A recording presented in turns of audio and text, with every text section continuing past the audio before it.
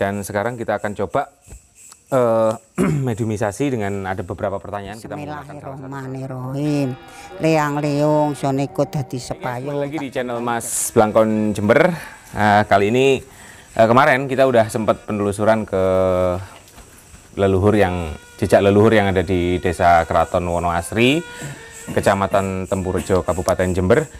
Dan sekarang kita akan coba mediumisasi dengan ada beberapa pertanyaan. Kita menggunakan salah satu perantara kendi. Cuman saya tegaskan sekali lagi bahwa kendi ini adalah asalnya dari tanah, dan tanah ini adalah salah satu unsur kehidupan. Kemudian setiap unsur kehidupan pasti ada yang menghidupi. Berarti kita tanya sama yang menghidupi unsur kehidupan. Tentunya teman-teman sudah tahu semua siapa yang menghidupi unsur kehidupan, itu adalah Tuhan Yang Maha Esa. Jadi bukan berarti kita bertanya kepada makhluk halus atau apapun yang kita masukkan ke dalam kendi ini, tidak. Tetapi kita ini hanya sebagai perantara, kita bertanya kepada beliau. Ya, kita akan coba dengan pertanyaan pertama. Tadi udah dirancang juga sama teman-teman, bahwa yang pertama adalah Desa Keraton itu berdirinya kapan? Berdirinya kapan? Di sini ada 3 jawaban. Yang pertama adalah zaman Majapahit. Kemudian yang kedua adalah setelah Majapahit, dan yang ketiga adalah sebelum Majapahit. Nah, kita pengen tahu kapan sih Desa Keraton yang ada di Jember ini, terutama yang di Kecamatan Tempurjo, Keraton Wonoasri ya, karena Desa Keraton banyak ya Mas ya di Jember ya. Jadi kita pengen tahu kapan berdirinya. Dan sekarang saya sudah dibantu sama Mas Erik dan juga Mas Eng ya, dari persaudaraan Setiahati Trate Ranting ya Mas, Ranting atau Rayon? Ranting Ambulu, Rayon Keraton ya teman-teman. Kita coba dulu. Dan ini ada 3 jawaban. Saya akan acak jawaban ini ya. Jadi Mas Erik dan Mas Eng nggak akan tahu. Kita akan acak, saya juga nggak tahu jawabannya yang mana. Langsung kita pasang aja. 1, 2, 3. Kita juga nggak tahu jawaban yang mana. Ya, kita akan coba. Silakan diangkat Mas. Jadi nanti ketika ada getaran, jangan dilawan, tapi diikuti aja getaran itu kemana, mutarnya kemana. Ya, oke, kita akan tanya. Sebelumnya saya berdoa dulu. Kita mohon sama Tuhan melalui restu dari para leluhur, para bini sepuh yang ada di Desa Keraton.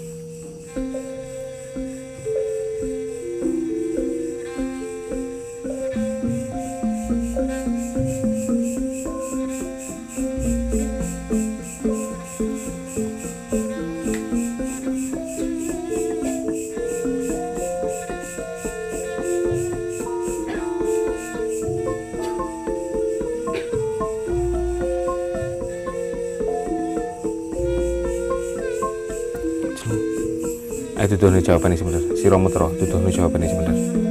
Nanti kalau ada terasa getaran muter, ikuti aja Mas kemana muternya. Ayo aku njaluk tolong Siro tuduhnya jawaban sebenarnya. Siromutro, tuduhnya jawaban sebenarnya.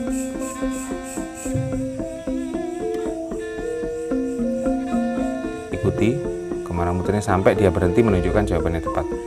Jangan dilawan, ikuti aja kemana muternya sampai dia benar-benar berhenti dan tidak terasa lagi getarannya.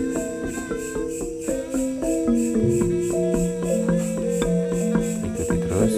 Memang kecil sekali getarannya, tapi nggak tentu juga, kadang-kadang ada yang terasa cepat. Aku jalur terus Siromutro, itu nih jawabannya sebenarnya. Siro Jogoro Nigoro bakal penuh bendu tentani Gusti.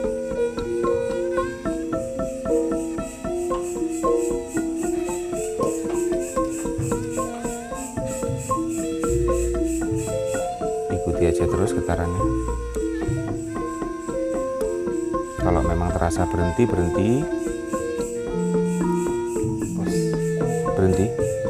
berhenti ya teman-teman. Berarti sudah sepakat Mas Erik dan Mas Eng menyatakan bahwa kendi ini berhenti, karena saya juga nggak tahu getarannya gimana, karena saya nggak pernah pegang. Ya oke, silahkan dibuka. Kita pengen tahu jawabannya dari Desa Keraton ini berdiri kapan. Ya boleh dibuka. Iya. Kapan? Sebelum Majapahit. Jadi Desa Keraton ini juga termasuk desa tua, karena menurut rentetan sejarah antara keraton, pontang, dan buger itu memang sudah ada. Bahkan ada yang menyatakan bahwa para sesepuh itu juga menyatakan bahwa buger itu lebih tua daripada Banyuwangi. Berarti sudah masuk akal, karena rentetan dalam naskah Belanda, rentetan antara keraton, pontang, dan buger itu jadi satu wilayah. Kalau masuknya distrik Buger, Afdeling, Jember. Kalau di dalam catatan Belanda seperti itu. Berarti sesuai jawaban yang ada di catatan Belanda, dengan jawaban yang ada di kendi ini, yang ditunjukkan oleh kendi adalah sebelum Majapahit. Itu sesuai sekali. Karena pada saat Belanda masuk, Majapahit itu juga sudah hancur, dan itu juga sudah ditemukan bukti-bukti sejarah pada saat zaman Belanda. Ya, jadi seperti itu teman-teman. Ini menurut kendi berarti memang sejak zaman Majapahit, sebelum Majapahit, desa keraton itu sudah ada. Karena mungkin terbentur sama bencana alam atau apa yang berlapis-lapis, mungkin itu bisa dibuktikan nanti dengan adanya sampel yang membuktikan melalui carbon dating. Jadi seperti itu. Hanya arkeolog yang bisa membuktikan. Oke, lanjut. Pertanyaan yang kedua adalah, apakah ada kerajaan dahulu di sini? Jadi di keraton ini saya ingin tahu apakah ada kerajaan dahulu. Dulu itu ada kerajaan atau tidak? Jawabannya adalah benar atau salah. Kita akan coba ya teman-teman. Jadi kita ajak sama seperti tadi. Saya juga nggak tahu yang mana jawabannya.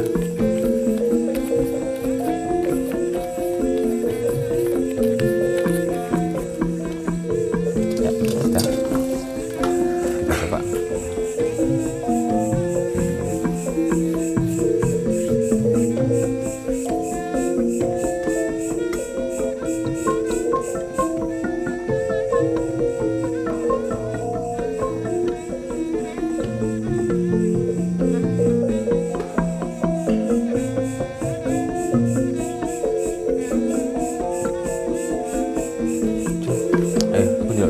Surat tuturnya jawabannya sebentar.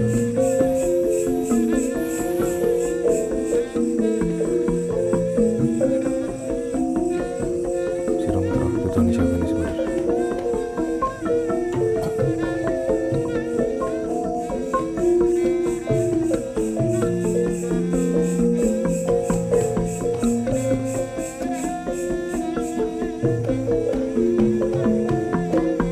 Berat ya? Rasa berat ya?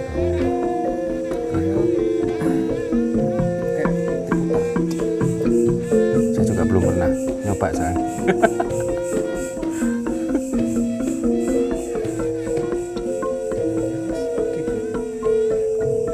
Coba dirasakan, masih terasa muter.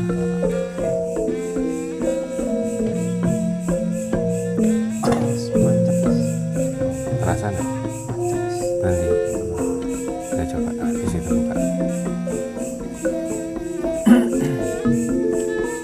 Benar, jawabannya adalah benar teman-teman.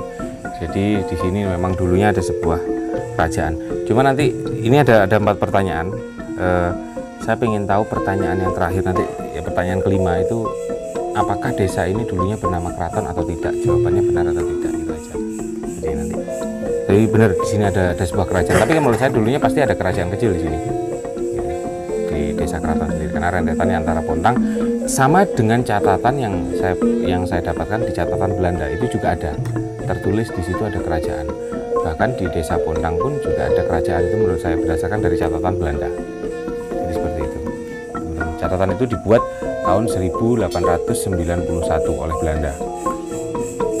Ya, jadi jawabannya benar, di sini ada sebuah kerajaan. Kita nggak tahu kerajaannya seperti apa dulu karena itu sudah lama sekali. Apalagi sebelum zaman Majapahit hancur aja di Sirno ilang Kertaning bumi. Berarti kan Sirno kosong, ilang kosong, Kerto papat, 4, bumi 1, berarti 1400. Kalau orang Jawa dulu membuat atau menamai sebuah tahun itu dengan sebuah nama kata-kata ya, sebuah kata-kata yang diartikan bacanya itu dari belakang nanti. Jadi seperti itu. Kemudian yang pertanyaan ketiga ya. Mana tadi Mas?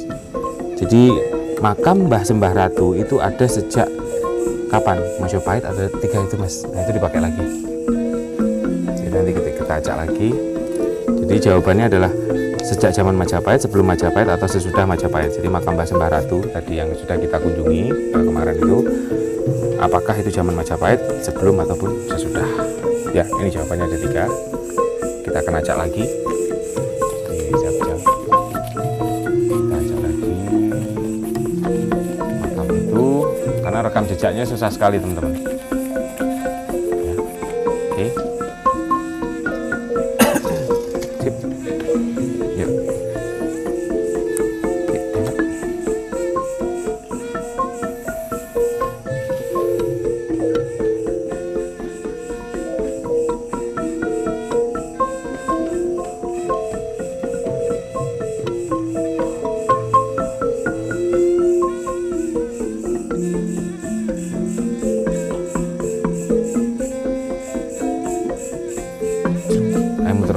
jawabannya sebentar.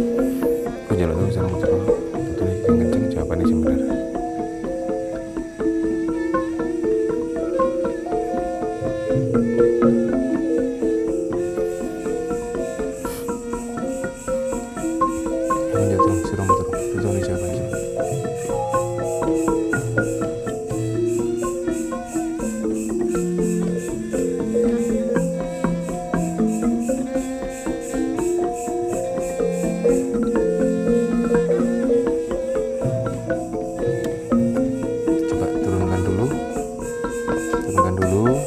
Habis itu angkat lagi.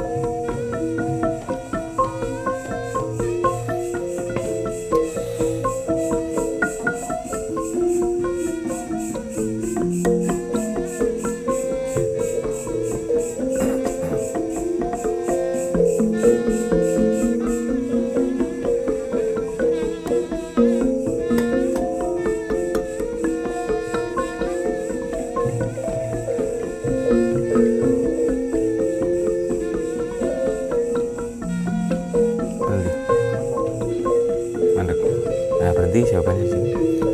Ya. Sebelum Majapahit. Ya, sebelum. Jadi menurut cerita dari Mbah siapa tadi namanya? Mbah Bejo ya, saya lupa. Menurut cerita Mbah Bejo kemarin di video yang satunya, teman-teman bisa lihat video sebelumnya tentang jejak leluhur dari Desa Keraton. Mbah Bejo menyatakan ketika mbahnya Mbah Bejo loh ya, Mbah Bejo aja lahir di tahun usianya adalah 90, berarti kemungkinan dia lahir di tahun 1930. Nah, mbahnya itu usianya juga berapa tahun lagi ketika itu Mbah Bejo baru lahir di situ. Dan kemungkinan ya di abad ke-18 atau tahun 1800-an, kalau melihat usianya Mbah Bejo yang 90 tahun loh ya, berarti usianya rata-rata hampir 100 tahunan, bahkan mungkin bisa lebih. Kemungkinan prediksi saya ada di angka sekitar 1700-an. Mbahnya Mbah Bejo itu sudah bilang bahwa sebelum babat alas itu dan ini masih berupa hutan, di makam itu sudah ada, makam Mbah Ratu itu sudah ada. Jadi kemungkinan makam Mbah Ratu itu memang ada sebelum zaman Majapahit, karena menurut cerita Desa Keraton sendiri ada sejak zaman sebelum Majapahit ada gitu. Jadi kemungkinan makam itu adalah makam yang sudah benar-benar tua, dan kemudian dengan adanya kakek dari Mbah Bejo sendiri yang memugar makam itu tadi, sehingga makam itu jadi lebih bagus. Kalau dulunya menurut Mbah Bejo sendiri kata itu hanya sebuah batu-batu yang ditumpuk dan ada pancangnya aja gitu ya, seperti itu teman-teman. Nah, oke, lanjut ke pertanyaan selanjutnya adalah lebih tua mana sih? Karena di sini menurut catatan Belanda di Desa Pontang itu terdapat batu yang diserahkan kepada Belanda bertuliskan dari, kalau dalam bahasa Belandanya itu Van Ratu Pontang, artinya apa? Di sana sudah ada kerajaan. Dengan bertuliskan tahun di sebuah batu itu adalah 1260 Saka.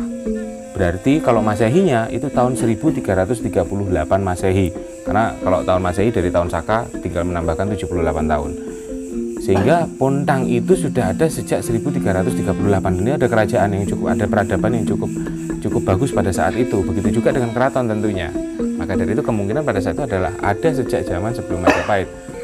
Gitu, karena Majapahit sama Lamajang Tigang Juru aja duluan Lamajang.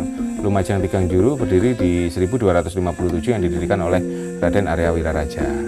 Dan setelah itu kan baru Arya Wiraraja lah yang membantu Raden Wijaya untuk membabat alas di daerah Mojopahit gitu. Itu hutan, saya lupa nama hutannya, hutan apa itu, di daerah Mojokerto itu teman-teman. Artinya apa? Memang sudah benar-benar tua sekali daerah-daerah ini, walaupun itu hanya berupa kerajaan kecil, setidaknya ada peradaban. Nah, tujuannya apa kita mempelajari hal itu? Tujuannya adalah kita mengambil, sekali lagi adalah mengambil nilai-nilai luhur ya dari sebuah kebudayaan, dari sebuah peninggalan leluhur, agar nilai-nilai luhur tersebut bisa kita terapkan di zaman sekarang untuk mencapai kehidupan yang lebih baik lagi. Itu teman-teman. Oke, pertanyaan terakhir ya. Jadi lebih tua mana, desa Keraton dan desa Pontang? Kita coba. Jawabannya Keraton atau Pontang. Kurang satu sih sebenarnya, atau sama, berada di pada lini masa yang sama. Sama tuanya. Sama tuanya. Ya, jawabannya ada 3. Ini teman-teman, kita acak.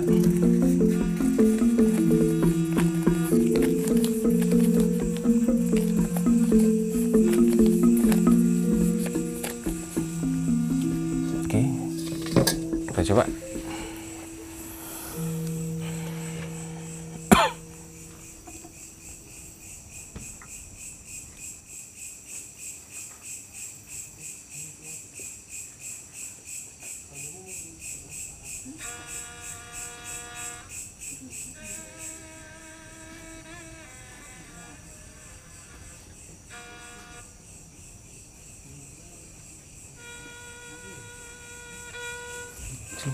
Ayo muter, tutur nih jawabannya sebentar.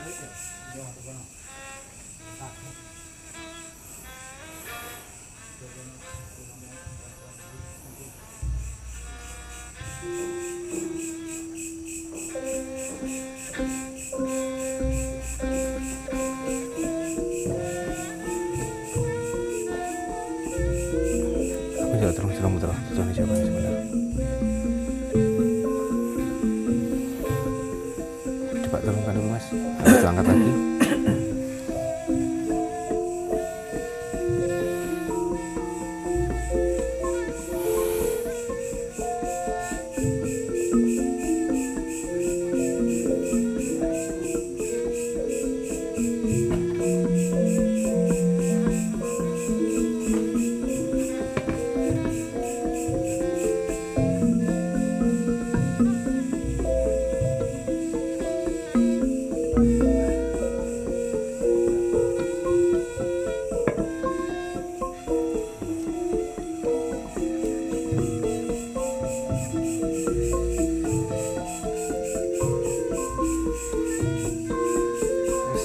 Berhenti.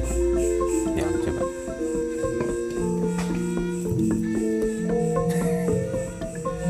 Nah, berarti desa Pontang dan desa Keraton itu berada pada lini masa yang sama.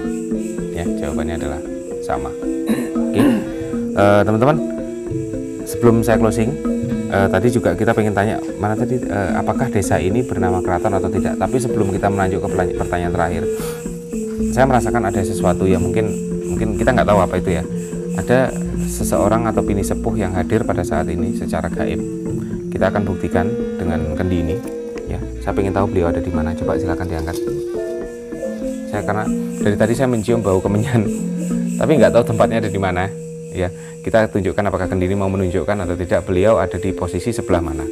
Ya, karena itu yang saya rasain sih teman-teman. Ya, kita akan coba.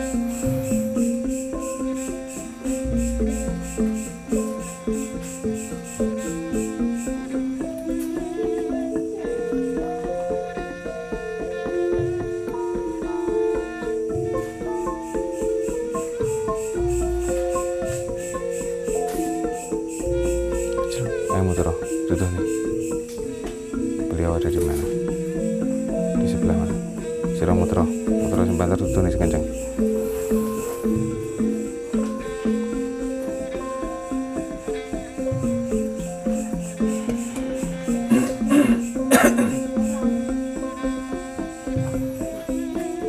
Ada sesosok makhluk gaib yang hadir, tolong tunjukkan di sebelah mana. Dan saya rasa itu adalah seorang bini sepuh. Karena dari baunya yang cukup harum, saya minta tolong tunjukkan di sebelah mana.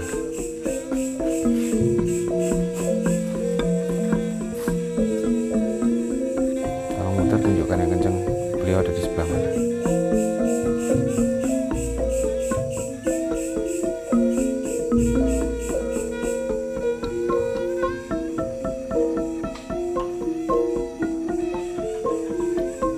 Berhenti.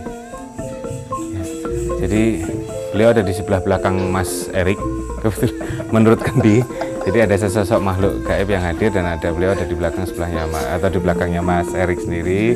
Dan beliau sedang menyaksikan kita sedang menelusuri, menapak tilas tentang desa Keraton ini sendiri, dan beliau adalah salah satu bini sepuh yang ada di sini. Begitu teman-teman. Ya cuman saya nggak akan kupas lebih lanjut beliau siapa, cuman intinya kembali ke pokok yang tadi, bahwa kita pengen tahu apakah dulunya ini desa ini bernama Keraton atau tidak. Jadi jawabannya iya atau tidak.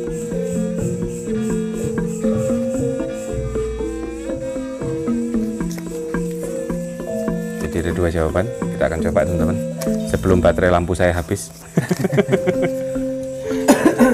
Nampaknya sudah mulai meredup.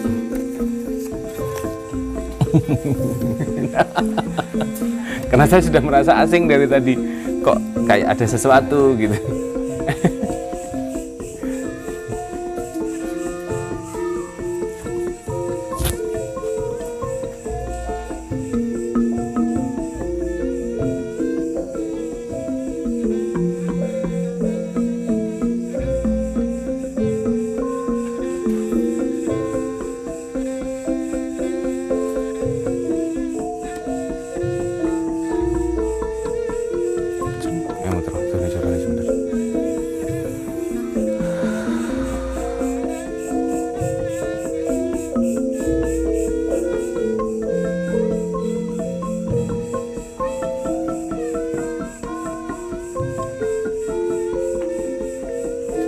Suruh muter sebentar.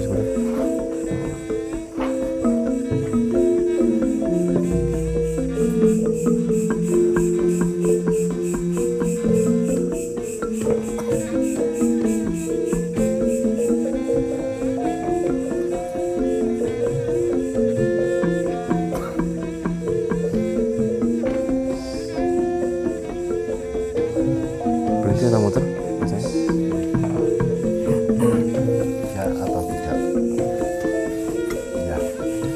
Sejak zaman dulu yang memang mungkin sejarahnya di desa ini sudah bernama Keraton, karena secara literatur juga ada sama halnya dengan daerah Pontang. Dari dulu juga desa itu namanya Pontang. Ya, jadi gitu teman-teman, itu adalah sedikit jejak penelusuran dengan menggunakan mediasi kendi. Seperti yang sudah saya bilang tadi, bahwa kendi bukan ada makhluk halus yang dimasukkan ke sini, tapi tidak. Kita tetap bertanya kepada Sang Maha Hidup atau Tuhan Yang Maha Esa dengan melalui perantara kendi. Dan sesosok gaib yang datang tadi saya juga nggak tahu itu siapa. Mungkin ya teman-teman yang mungkin bisa melihat video ini, ada yang memiliki indera keenam, silahkan dilihat di sini ada apa. Dan yang terpenting adalah satu, jangan pernah sekali-sekali kita melupakan sejarah.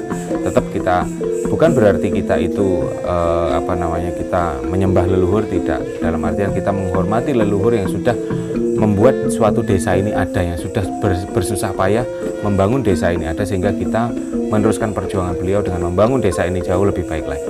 Itu adalah salah satu bentuk pengabdian kita, ya.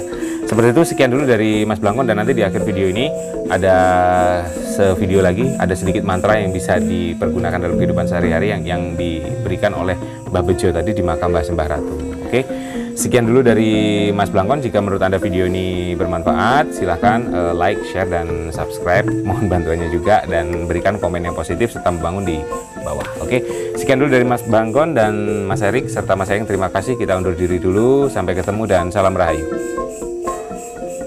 Bismillahirrahmanirrahim. Leang leung sonekut dadi sepayung, tak jangkai dadi sak jangkaan, tak coloti dadi sak colotan, sun pedhi dadi sak bidhi, berjalet saking kersane Allah. Wong ketawa pekatawa ganduliti padha mati, aku ngadeg sayang ayu lelakuku, aku njaluk kuat karo slamet. Kan wong sing dijaluki kan njaluk kuat karo slamet. Nggih, kuat karo slamet.